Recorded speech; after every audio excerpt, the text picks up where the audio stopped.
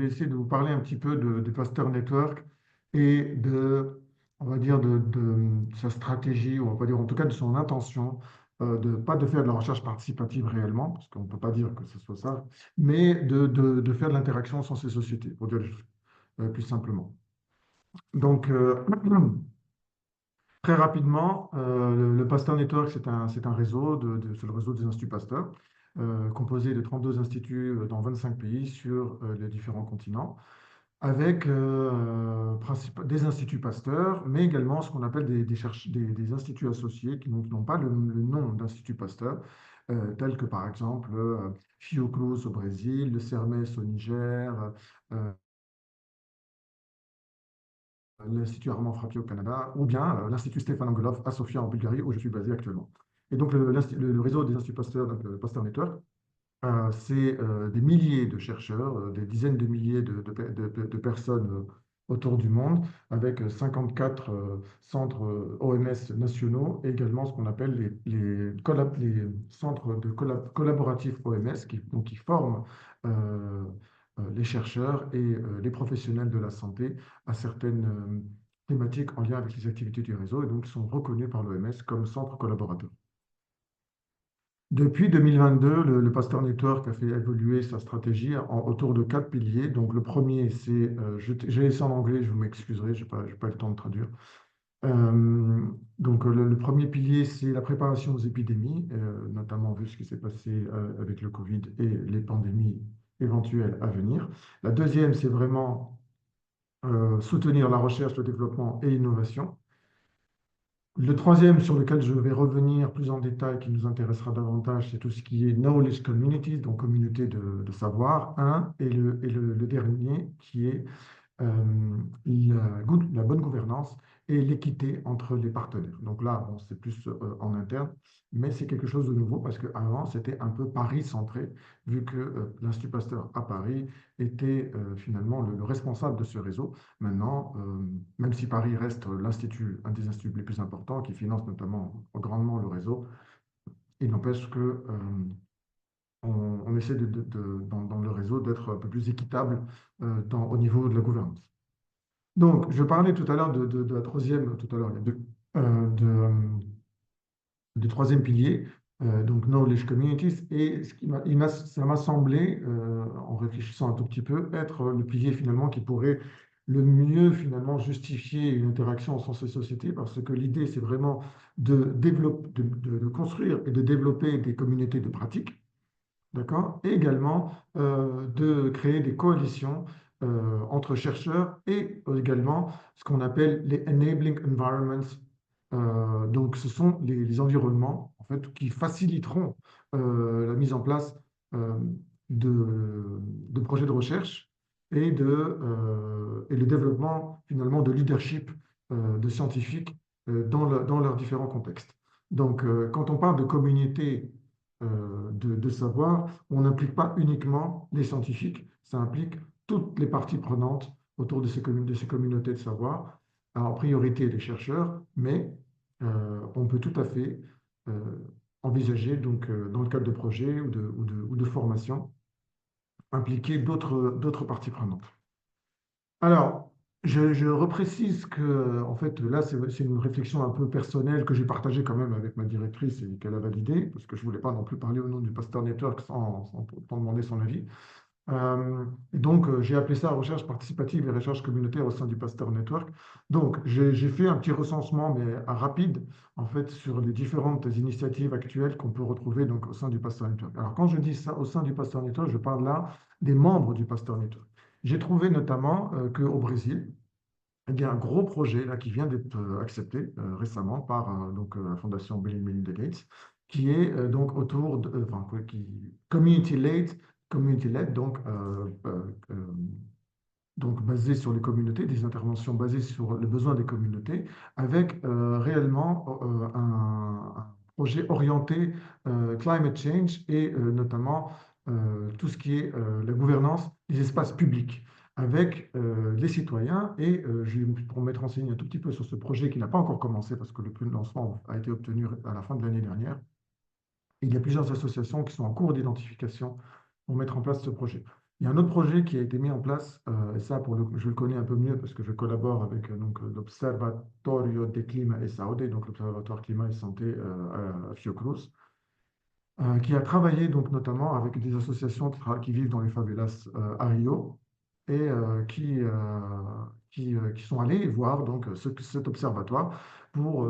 travailler avec eux sur l'impact du changement climatique sur les populations, les sans-abri,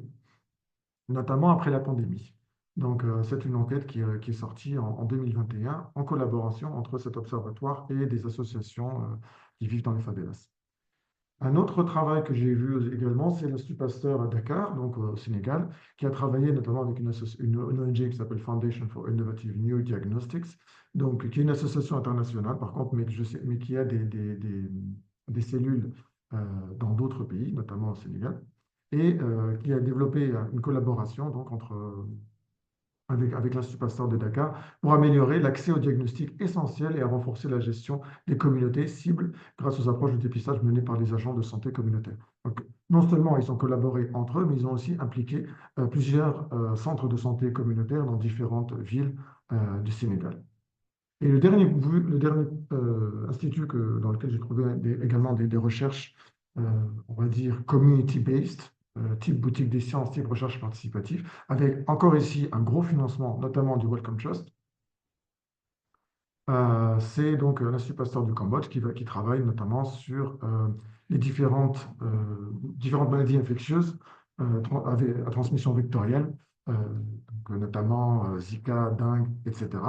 Ils ont par ailleurs une unité enfin une équipe au sein de l'unité d'épidémiologie qui travaille en constante collaboration avec des acteurs de terrain, et notamment la société civile. Donc, et à ma connaissance, c'est aussi un des seuls instituts Pasteur dans le réseau à avoir une équipe d'anthropologues. Donc, on constate aussi que les sciences humaines et sociales collaborent davantage, et pour tous ceux qui sont impliqués dans des projets de boutique des sciences, la majorité pourront le confirmer que une grosse partie des besoins soumis par des associations nécessitent finalement un travail plutôt en sciences humaines et sociales. Alors là, j'ai essayé vraiment de vous donner, je vais vous donner une petite liste en fait d'actions que pourrait mettre en place le Pasteur Network pour promouvoir des initiatives de type recherche participative et quel serait son rôle finalement. Euh, donc ça, c'est pour terminer. Ce sont quelques idées, mais avant ça, j'ai oublié cette slide, excusez-moi. Je vais vous parler d'un projet. Et je sais que certaines personnes qui sont connectées aujourd'hui sont impliquées. Donc un projet climat et santé, encore une fois, c'est quelque chose qui revient régulièrement maintenant dans les activités du Pasteur Network. Un projet financé par la Rockefeller Foundation et l'Institut de philanthropie basé à Hong Kong et qui a pour objectif de renforcer la résilience des systèmes de santé face aux impacts climatiques dans les pays vulnérables. Et donc, on a plusieurs pays euh, du Global South, je ne sais pas le dire, le Sud global, voilà, qui sont impliqués, et notamment à travers l'application de ce qu'on a appelé Fellows, donc des jeunes chercheurs impliqués, donc, qui sont recrutés pendant 2 ans dans leurs instituts, dans le cadre de ce projet, pour mener des enquêtes et des travaux de recherche sur l'impact du changement climatique ou du changement environnemental sur la santé dans leur contexte et dans leur environnement. Et puis aussi, leur rôle, ces fellows, ce sera de développer des stratégies locales pour traduire les données climatiques en actions concrètes. Et pour cela, il y a un objectif clair également euh, à travers ce projet, c'est d'autonomiser les acteurs locaux, donc d'interagir avec eux, de faire des collaborations sud-sud dans le cadre donc, de ce projet et parmi les membres du Pasteur Network, de renforcer les capacités techniques par des bourses donc aux fellows, donc aux jeunes chercheurs, et de mener des actions concrètes guidées par les besoins des parties prenantes locales, parce qu'il y aura donc des activités de plaidoyer à mettre en place et de collaboration donc avec les parties prenantes locales pour que justement ce projet euh, ait l'impact euh, escompté et qu'il serve vraiment aux besoins des parties prenantes locales. Dernier point, voilà. Donc, ce que je voulais dire avant de parler de ce projet, c'est un peu ce que pourrait faire un réseau international, voilà, pour plus que le Pasteur Network, mais plus spécifiquement ici le Pasteur Network. Et là, j'ai essayé de simplement de lister des actions qui pourraient être mises en place. Euh, Certaines ne sont pas trop compliquées, d'autres le sont un peu plus, forcément. Et la première action, ce serait de recenser et de partager au sein du réseau toutes les recherches et les pratiques type recherche participative pour inspirer, pour avoir une sorte de catalogue, en fait, où on pourra retrouver un peu tout ce qui a été fait au sein du Pasteur Network pour que les instituts donc, puissent apprendre les uns des autres. Créer un réseau également de praticiens, donc basé sur ce recensement, impliqués dans des projets impliquant, excusez-moi pour la répétition, deux fois impliqués, impliqués donc dans des projets euh, où on collabore avec des communautés, financés, parce que le Pasteur Network peut avoir son propre financement et peut financer des petits projets notamment, pour ceux qui ont été ici euh, dans des projets qu'on appelle ACIP, qui sont des petits projets où on peut justement impliquer des parties prenantes euh, et les faire collaborer avec les membres du projet. Encourager les projets internationaux participatifs sur des problématiques communes. Donc, au-delà du financement, c'est vraiment d'encourager et que ce soit un petit peu une véritable requête dans la soumission du projet que une nécessité, peu plus qu'une requête, d'impliquer donc des parties prenantes dans les projets. Et puis, financer des formations, parce que le Pasteur Network finance des formations, il organise des cours, et il a fait des appels à organisation de cours. Alors souvent, ce sont des cours très orientés biologie, mais il arrive que certains cours soient plus transdisciplinaires, on va dire, et transversaux. Et notamment à Tunis, on a organisé il y a 5 ans un cours sur l'éthique, les standards éthiques. Et dedans, on a mis quels sont on a fait un petit workshop sur l'éthique de la recherche participative, parce qu'on avait co-organisé ce cours. Et la dernière chose, c'est de faire du plaidoyer donc, auprès des bailleurs de fonds internationaux pour financer ce type de projet. Vous le savez toutes et tous, je suppose, que de plus en plus de bailleurs, depuis bien longtemps déjà, notamment le Wellcome Trust, exigent maintenant qu'on fasse je dirais pas de la recherche participative, mais au moins ce qu'ils appellent du public engagement dans le cadre de leur projet. Euh, c'est une exigence. Et non seulement c'est une exigence, mais ils exigent également un minimum d'expertise là-dedans et d'expérience. Donc voilà, c'est une petite réflexion maintenant que je laisse la parole à Stéphanie, peut-être pour poursuivre cette réflexion sur le rôle d'un réseau international de recherche participative. Merci Merci. beaucoup, Hichem. On vous promet qu'on vous laisse la parole après. Et avant d'enchaîner sur la présentation, je rappelle ce que j'ai déjà rappelé plusieurs fois dans les messages et dans le chat. En fait, c'est important que toutes les personnes qui soient présentes puissent s'enregistrer sur le tableau. C'est important pour notre suivi du projet, pour notre lien avec l'Agence universitaire de la francophonie, qu'on puisse avoir bien en tête et bien identifier les personnes qui se sont mobilisées pour être avec nous aujourd'hui sur ce webinaire. Donc moi, je vais essayer de rebondir sur cette question de un réseau international, comment, Pasteur Network pourrait, s'en saisir pour devenir un réseau international en charge des recherches participatives en vous montrant, ce qu'on essaie de faire à une échelle nationale avec, quelques inclinaisons internationales au sein du réseau ALICE, Alliance Sciences Citoyennes. Je vais vous partager également une petite présentation. Un instant, hop, que je lâche le tableau justement. Hop, voilà.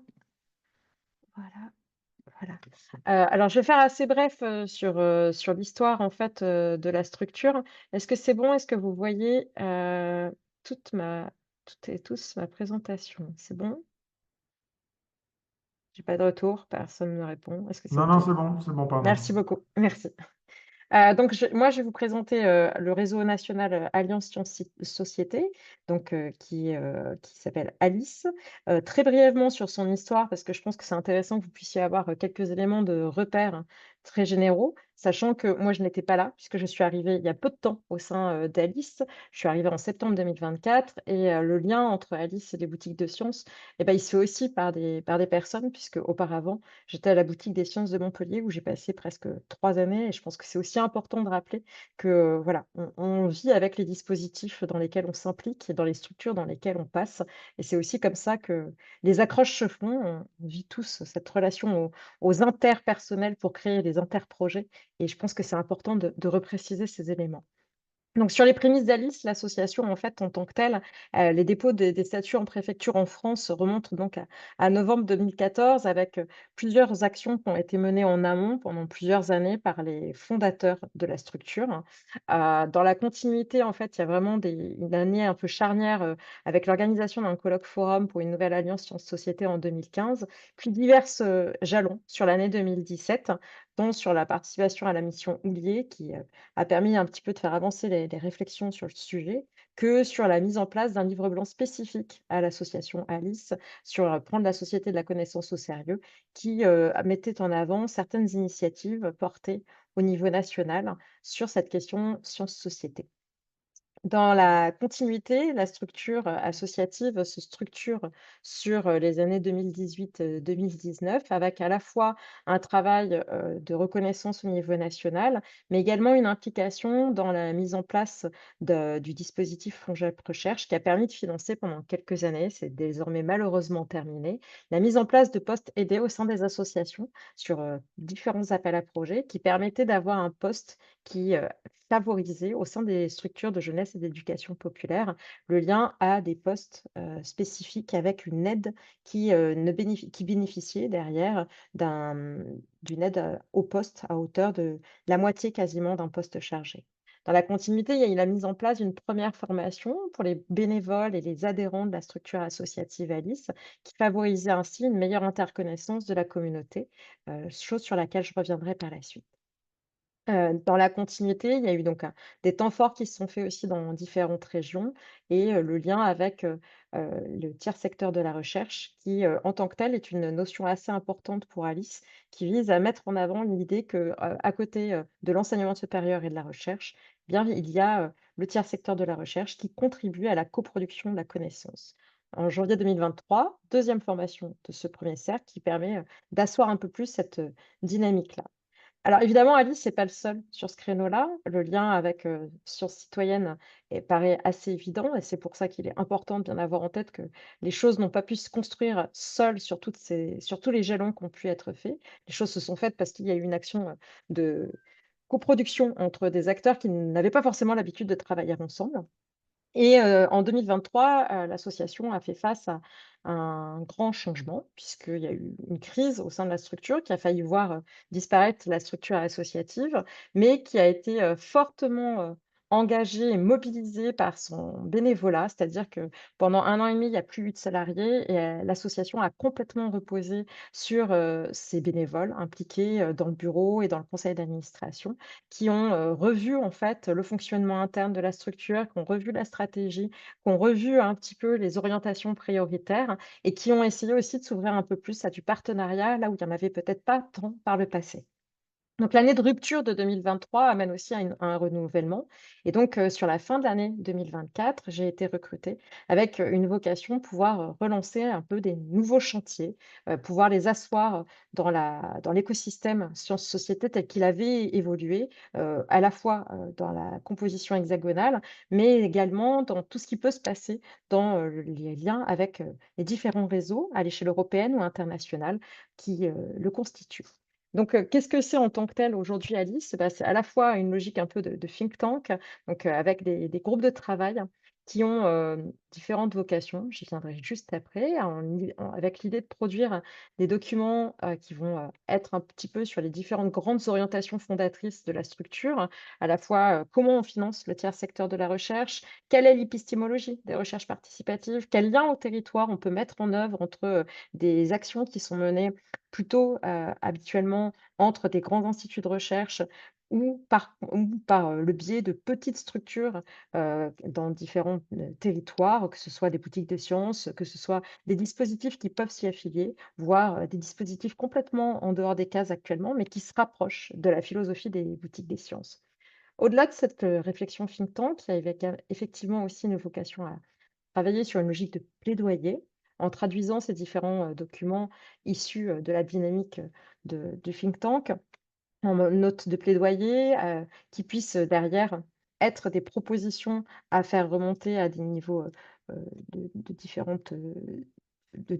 niveaux, que ce soit au niveau politique ou que ce soit, au niveau, des différentes instances en lien avec, nos différents partenaires. Que ce soit, avec les instituts de recherche, également, potentiellement aussi avec des fédérations de mouvements associatifs. Concrètement, Alice est donc une plateforme au service de ses membres. Ses membres, qui sont-ils? Eh bien, il y a des représentants de l'enseignement supérieur et de la recherche, parmi lesquels on peut avoir, et noter le CIRAD, l'IRD, mais également des universités, comme l'université Gustave Eiffel, l'université de Lausanne, mais également des structures associatives de différentes tailles, des petites structures associatives très impliquées sur leur territoire, mais également des grosses structures têtes de réseau qui vont derrière faire écho avec des petites structures, des antennes sur les différents territoires. Qu'est-ce qu'on met en œuvre en fait en tant que plateforme au service de nos membres? Eh bien, c'est l'idée de pouvoir faire vivre la communauté des acteurs qui nous composent. Donc à ce titre-là, en fait, on a des outils de mutualisation et de partage d'expériences. On essaie de mettre en place des webinaires réguliers sur différents sujets en lien avec nos groupes de travail. On essaye également de mettre en place des formations d'acteurs, toujours en lien avec nos adhérents. On a également des outils de communication. Donc, on a une plateforme, dédiée au-delà du site internet, de Alice, qui est, une plateforme, qui nous permet de rassembler aujourd'hui 1 562 membres et qui, permet de faire vivre les différents groupes de travail et les différentes orientations proposées par les groupes de travail.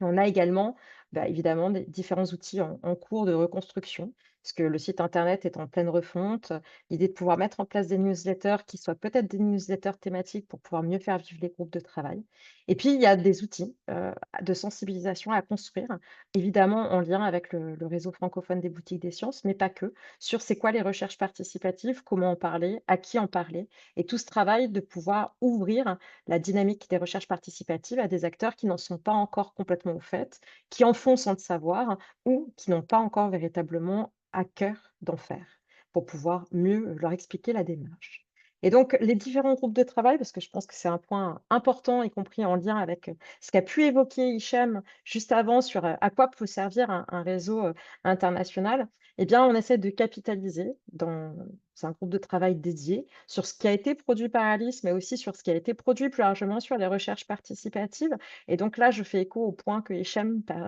précédemment avait évoqué dans cette logique de catalogue de recherche participative au sein du Pasteur Network. On essaye de faire ça au sein des acteurs qui sont membres de notre réseau. Et on débute tout juste cette capitalisation. C'est pas si évident parce que qu'est-ce qu'on met derrière recherche participative? C'est pas si facile que ça de toujours avoir la même définition. Et donc, dans cette continuité, on est en train d'essayer de mettre en place, en fait, un observatoire du tiers secteur, de manière à mieux comprendre qui sont les structures qui sont membres adhérentes de Alice. Et donc, quelles sont-elles? On a des associations, on a des coopératives, on a des syndicats, on a des fondations. Eh bien, il est important de comprendre qu'est-ce qu'elles ont à avoir, en fait, en commun au sein d'une structure comme la nôtre. On a aussi des petites structures qui, ne sont pas aujourd'hui recensées comme étant partie prenante de l'économie sociale et solidaire, parce qu'elles n'ont pas les statuts dédiés à l'économie sociale et solidaire. Ça va être des petites entreprises qui sont pour la plupart gérées par des anciens docteurs qui ont décidé, en tant que docteurs, de ne pas forcément continuer dans le monde académique traditionnel, mais qui continuent à faire de la recherche en étant à côté du monde universitaire, en produisant à côté, parfois avec,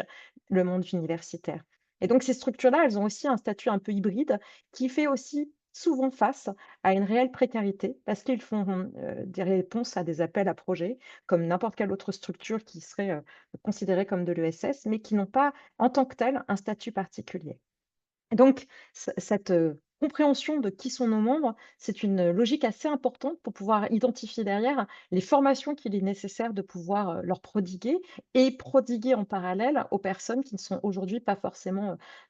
très au fait de la question des recherches participatives. Et donc cette démarche sur les formations autour des recherches participatives, c'est quelque chose qu'on ne mène évidemment pas seul, qui fait écho à un projet qui est en train de se terminer, qui a été, mené sur, les 2 dernières années, financé par, l'Agence nationale de recherche, l'ANR, dans le cadre d'un dispositif qu'ils ont qui s'appelle Science avec et pour la société, qui s'appelait le programme Equipact, qui a permis d'identifier une soixantaine de formations en recherche participative aujourd'hui, en France. Et donc à ce titre-là, eh ben, nous, il nous semble important avec Alice de pouvoir les faire connaître, ces différentes formations, de pouvoir aussi identifier, ce qu'on pourrait appeler comme étant les trous dans la raquette, pour favoriser des croisements entre, les acteurs, du tiers secteur de la recherche, des acteurs de l'enseignement supérieur et de la recherche, mais aussi des acteurs issus des collectivités. Puisque cette transformation entre ESR, TSR, elle a une vocation qui va être évidemment de transformer l'action publique et de renforcer la compréhension de la coproduction des connaissances. Et donc pour pouvoir en arriver à cela, eh bien, et toujours en écho à ce que pouvait avoir, pointé, Hichem dans cette question des financements, bah, nous en tant que tel, on n'a pas de financement dédié aujourd'hui à Alice pour pouvoir accompagner le financement du tiers secteur de la recherche. Mais on y travaille, on y réfléchit, parce qu'on a mis en place un petit groupe de travail sur c'est quoi un fonds de dotation. Alors l'objectif, c'est clairement pas de créer un fonds de dotation pour créer un fonds de dotation, ce qui a pu être, une ambition passée. Là, c'est plutôt, l'idée de voir à quoi ça sert un fonds de dotation et est-ce que c'est vraiment ça qui nous serait utile? Et est-ce qu'on n'aurait pas intérêt à se rapprocher d'un autre fonds de dotation existant dans une dynamique, de mise en synergie? Aujourd'hui, il y a beaucoup de fonds de dotation qui ont été créés sans avoir, ni de visée, ni de stratégie, ni de financeurs et donc ce sont des fonds de dotation qui sont finalement, caducs dès leur naissance.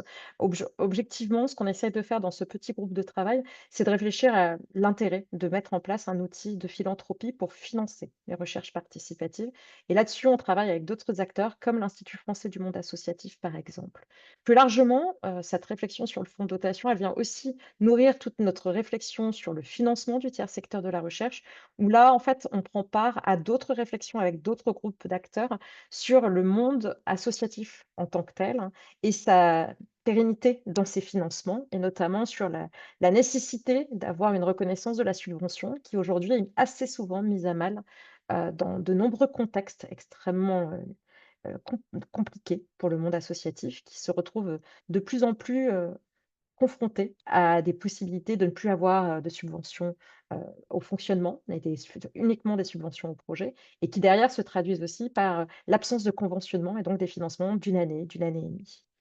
Dans la continuité, ce qu'on essaye de mettre en avant aussi, c'est où on peut, arriver à faire de la recherche et donc l'idée, c'est, et là en écho, parfaitement avec, aujourd'hui, notre idée, c'est de mettre en lien des espaces intermédiaires qui favorisent les recherches participatives. Vous avez un exemple formidable avec tout le réseau, des boutiques des sciences, mais ce ne sont pas les seuls espaces qui permettent la mise en œuvre de ces recherches participatives et au sein de ce groupe de travail, ce qui nous tient à cœur avec, une quinzaine de personnes, ici mobilisées dans ce groupe-là, c'est de mettre en avant les liens qui peuvent être faits avec d'autres espaces. Les living labs, mais également des espaces, un peu spécifiques qui ne vont pas avoir véritablement de terminologie ou encore des hackerspace ou encore des fab labs qui, derrière permettent d'exprimer de la recherche participative, de créer de la recherche, dans l'action, avec les acteurs de proximité. Et évidemment, cela fait vivre un groupe de travail territoire, puisque nous avons en fait des réalités d'action et d'implication très diverses sur le territoire national français à l'échelle hexagonale et à l'échelle ultramarine. Et donc à ce titre-là, on essaie de mettre en place un référent par région, voire plusieurs référents par région, pour identifier les synergies qui se font sur les différentes régions françaises. Et il y a des régions où les choses sont très, très dynamiques, notamment en Bretagne, en Occitanie, en Normandie aussi, où les choses commencent à essayer de se mettre en place pour favoriser une meilleure compréhension de ce qui se passe sur la région, de comment la région ou les acteurs des collectivités territoriales de la dite région s'impliquent dans ces dispositifs, financent ou ont à cœur de devenir partie prenante de ces démarches de recherche participative. Et puis, dans la